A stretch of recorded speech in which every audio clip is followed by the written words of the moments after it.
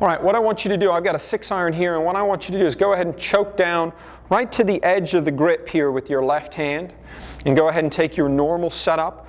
And what's going to happen is we're going to have a lot of the butt end of this shaft here at the end of the golf club exposed. So we're going to take a setup here. We're just going to hover the club right into this position, and we're going to make our backswing. And what we want to try and do here is get the butt end of the shaft pointing to the ground.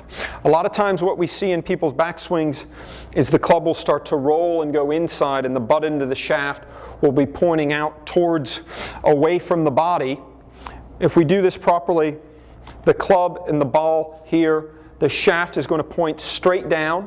So getting this feeling of the wrists hinging and getting this shaft more into this position. What we don't want to do is have the club roll here and have the butt end of this shaft pointing away from the golf ball. So butt end of the shaft here, we go ahead and split our grip, and then go ahead and get the feeling that as we turn back, we're getting the club more into this position here with the butt end of the shaft facing into the ground.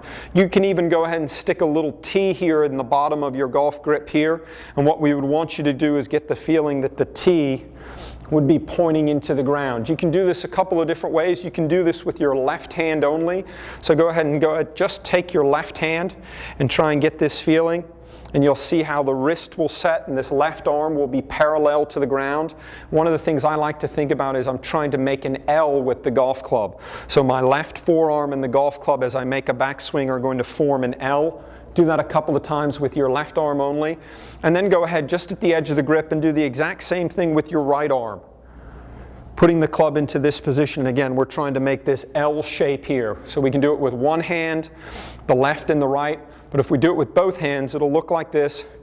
Grip right down to the edge of the shaft, and then just go ahead, turn into this position, trying to make an L with the shaft and your left arm.